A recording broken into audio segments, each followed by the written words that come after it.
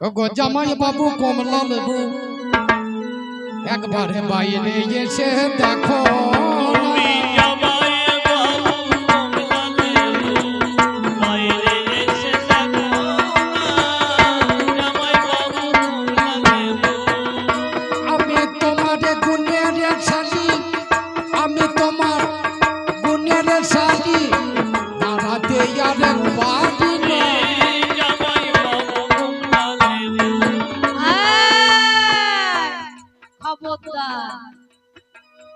আমার যখন বিয়ে হয়েছিল আমার শালি টালি কেউ ছিল না, এখন হঠাৎ করে উড়ে এসে জুড়ে বসছে, এখন বলছে আমি তোমার শালি আদা ঘর বালি। এই শোনো, আমার যখন বিয়ে হলো তোরে দেখতে আমি গেলাম না বলে, আমার যখন বিয়ে হলো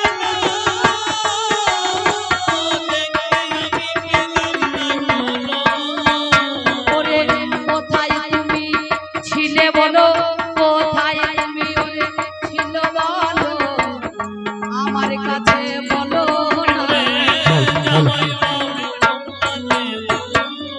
একটা কথা বলি, এতক্ষণ যে যা যাকে দিয়েছেন এটা করবেন না। আমরা দুজন এক জায়গায় দাঁড়িয়ে আছি, যেটা দেবেন দুজনকে অর্ধেক অর্ধেক করে দেবেন। 10 টাকা দিলে ওকে 5 টাকা দেবেন, আমাকে 5 টাকা দেবেন। কারণ একা দাঁড়িয়েছিলাম তখন আলাদা ব্যাপার ছিল, এখন দুজন এক জায়গায় দাঁড়িয়েছি। খুব ভালো করে বাবু, তাহলে আমি জামাই বাবুকে ডাকছি, তার জামাই বাবু বলছে আমার শালি আছে, তা আমার মনেই নাই। আগেকার দিনে এটা নিয়ম ছিল, বিটির বিয়ে দিতে দিকে শাশুড়ি মায়ের ছেলেও হইতো। আচ্ছা, নাম লাভ হলে শালি আমি শুনে চলো জামাই বাবু তুমি, নাম লাভ হলে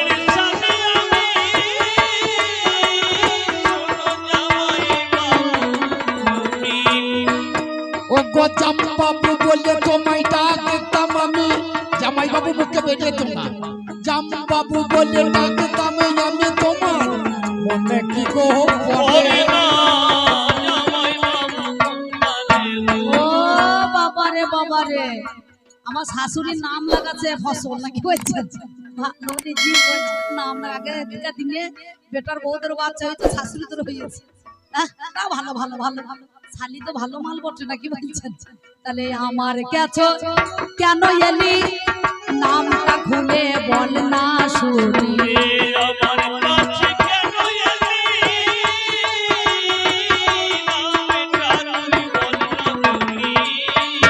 ওরে নামটা একটু শুনবো বলি, আমি নামটা একটু শুনবো বলি, ধনী গো নামটা তোমার বলো না।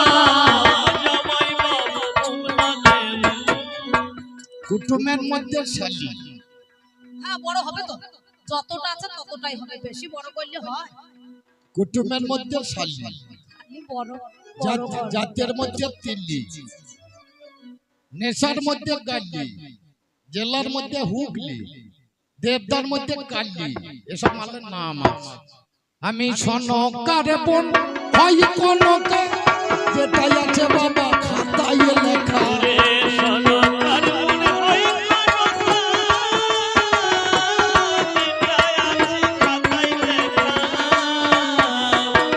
তোমার সঙ্গে আজ করেতে দেখা এলাম হেথায়ে দেখো না।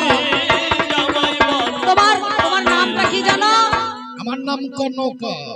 ও বাবারে বাবারে, ভালো মিল আছে। ও দিদির নাম হচ্ছে সনকা আর এর নাম হচ্ছে কনকা। আরে এতদিন পরে কিসের জন্য এলি? এর আগে এলি না? আমার এতগুলা সন্তান হলো তখন দেখতে পেলাম না, তবে এখন কেন তোমার আশা? কিবা মনের আশা আজ বলো দেখি, ওরে শালি বেটাই দেবি পাশা, তুমি কোন কারণে আমার কাছে এলে বলো চলে?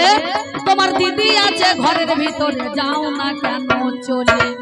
এ জামাই বাবু লোক ভালো নয়, শালি এলে পরে এমনিতেই জামাই বাবু শরীরটা আলু পোস্ত পোস্ত করে। আমি নিজে বিয়ে করে দেখেছি তো, আমার জামাই বাবু টেয়ার কানা বুঝতে পারছি না, বলে এতদিন পর কেন এলি? দামোদরের বন্যা পরে সবই গেছে ছেড়ে, একমাত্র জামাই বাবু আমি আছি পড়ে। কি হয়েছে? দামোদরের বন্যা, আচ্ছা ঘর বাড়ি সব ভেঙে গেল, সেও ভেসে গেল, আমি মাত্র বেঁচেই আছি, তুমি শুনে চলো। ও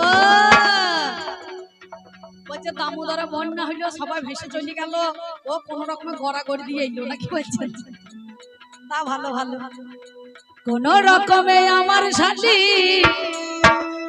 বেঁচে বলো যায়, এবার আমার কাছে এসে শালি সেজন্য দাঁড়াই।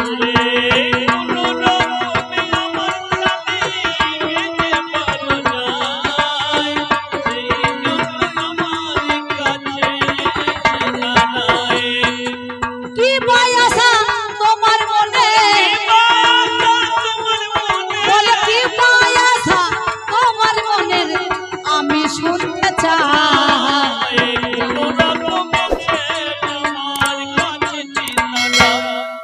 আচ্ছা বলুন, একটা শালি এলে তাকে ওই জিজ্ঞাসাবাদ করবে না, ঘরে নিয়ে গিয়ে এখানে জল টল খাওয়াবে? আরে আমার কি সে বয়স আছে তোকে ঘরে নিয়ে যাবো? আরে তোমার বয়স হয়েছে দেখি, তোমার বয়স 80, কিন্তু আমার কাছে তুমি পূর্ণ যুবক। তাই নাকি? বাবা পিড়িতে পেদনি শোনাবো যদি ওই চাঁদের কোনা, যারা পিড়িত করে, যদি পেদনিকে পিড়িত করে, ঘরে সুন্দরী বউ থাকলে তার কিছু যায় আসে না। এ তো স্বাভাবিক কথা।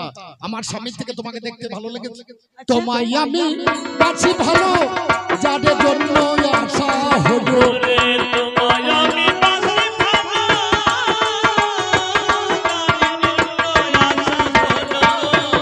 এখন বাজারে বাড়ি নিয়ে চলোই আমি, ঘরের মাঝে থাকবো না।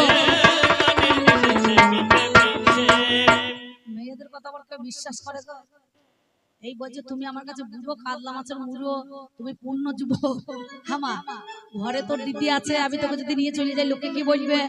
আমার মনে হচ্ছে আর কি সে আমার মনে করুন তোকে আগলি রাখতে পারবো? তবে শোনে শোনে সন্ধ্যে সাথে তোর কাছে দেখাই, আমাকে ভালোবাসে মিথ্যা বলি নাই। ওমা তোমরা কি বলছো? এই রকম শালি যদি কারো পাশে পাশে থাক, তার কি মন আর বাগ মানে নয় তো কথা মিছে। তাই আমার কাছে বলে কথা, জামাই বাবু গো তোমায় বড় ভালোবাসি, তোমার ভালোবাসাতে আমি হলাম ওরে খুশি, ভালোবাসাতে আমি খুশি হইলাম। খুশি হলে হবে না, কি হবে? শুধু খুশি হলেই তো হবে না, ভালোবাসো কি আগে পরীক্ষাটা দাও। কি পরীক্ষা? এক কাজ করো, হাতে তোমার দেখছি লাঠি, তবে আমার হাতে সেটি।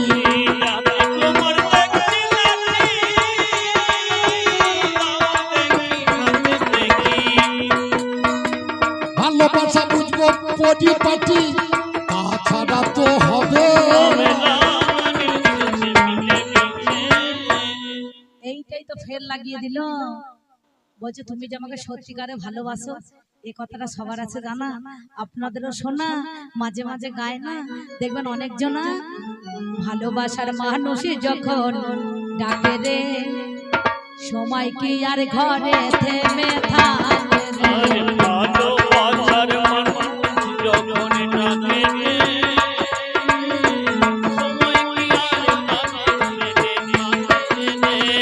ভালোবেসে বলে শালি ও গো, ভালোবেসে বলে শালি তোমায় পরীক্ষা দিতে হবে রে।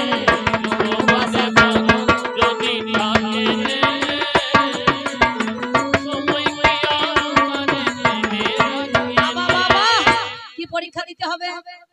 আমার ওই লাঠি, তোমার হাতে একটা লাঠি দেখছি, এটা হেমফুলের দ্বন্দ্ব, বিচার করা চাই। আমি কি বলিব ভাবিনি কথা তোমার কাছে গাই, পাগলি রে হেমফুল দ্বন্দ্ব, এটা লাঠি হইল আমার গুরুর কাছে পাই।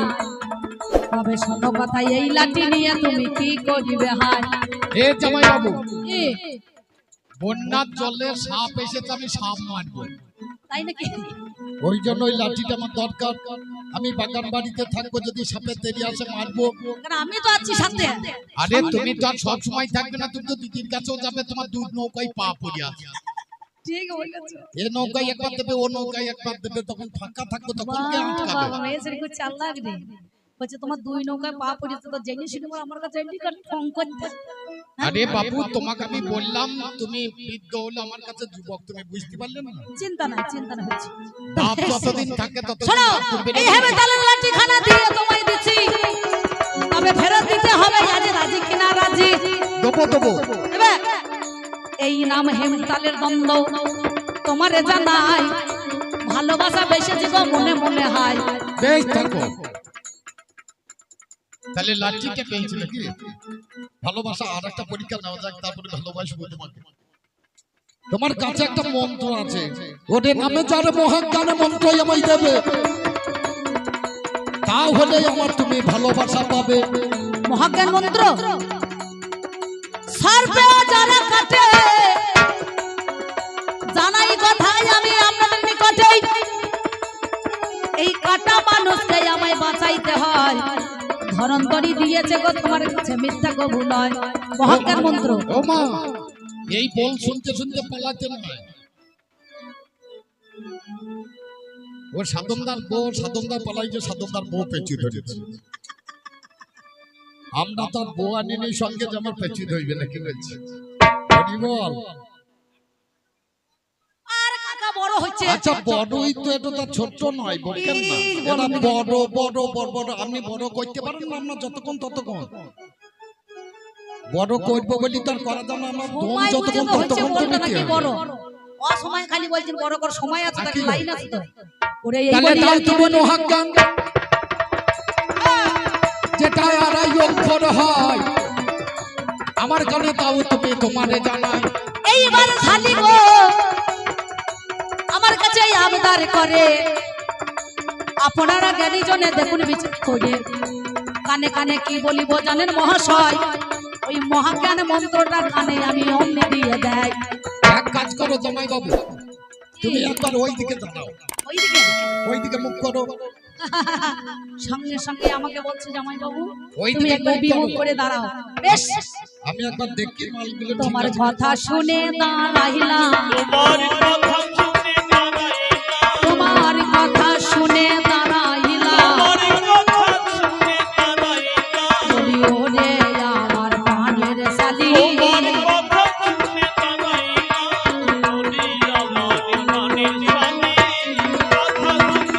বেশ, তোমার কথাবার্তা আমি বিমুখ করে দাঁড়িয়েছি।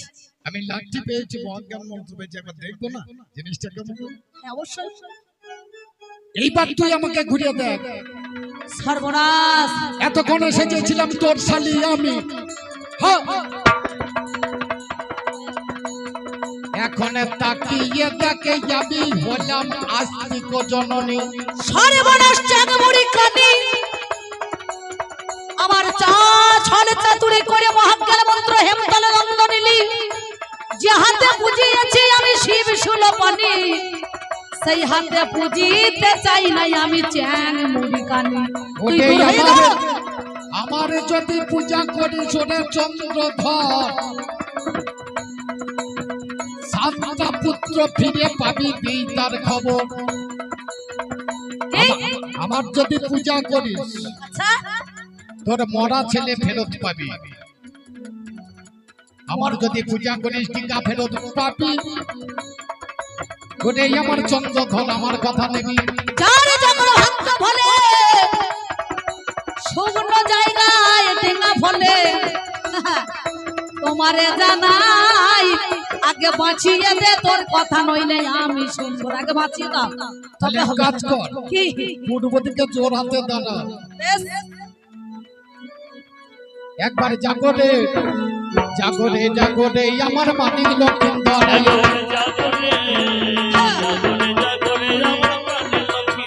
আরে নম নম নম মাতা নম নারায়ণ।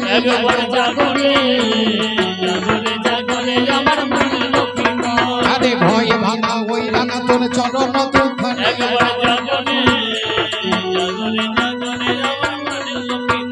আজ শ্যাম সুন্দর গঙ্গাধর আজ বাঁচিয়াই উঠিল।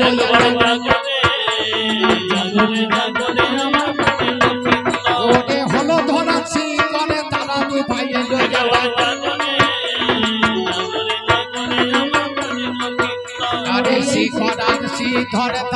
ভাইয়ে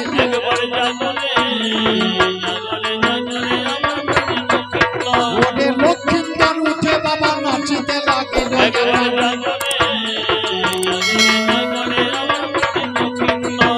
এই বলিয়া কি হইল জানেন মহাজ্ঞানী আমার লক্ষিন্দর যখন বাবা বাঁচিয়ে আসলো শুনি এদিকে সেজন আমার কথা দিয়েছিল আমার সাঁওতাল পরগনায় যখন লোহার বাসন নিন্দায় হইয়া গেল সেদিন আমার বেহুলাই আর লক্ষিন্দরকে জানি চন্দ্রধর বণিক বাবা সেইখানেতে শুনি বিশ্বকর্মাকে দিয়ে তৈরি করিয়েছিল বিশ্বকর্মা সেদিন আমার বিশ্বাসঘাতক করলো ওরে লোহার বাসন তৈরি করা বিশ্বকর্মা ধন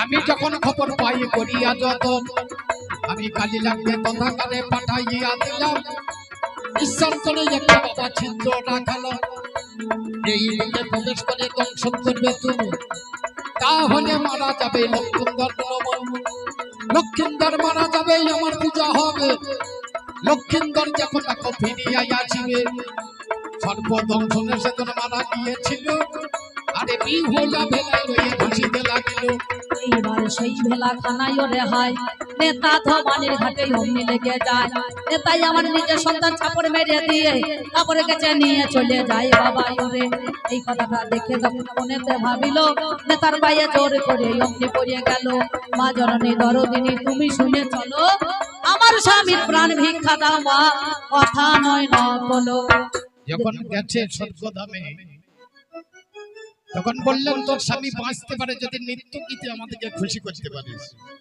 নৃত্য গীত করে বেহুলা তার স্বামীকে বাঁচিয়ে দিয়েছিলেন বাঁচিয়ে নিয়ে যখন আসছেন সেদিন আমি বলেছিলাম বেহুলা তোর স্বামীকে নিয়ে তুই ফিরে যাচ্ছিস ঠিক কিন্তু আমার পূজা দিবি ওরে আমার পূজা দিবি মা তোর শ্বশুরকে দেওয়াইবি মা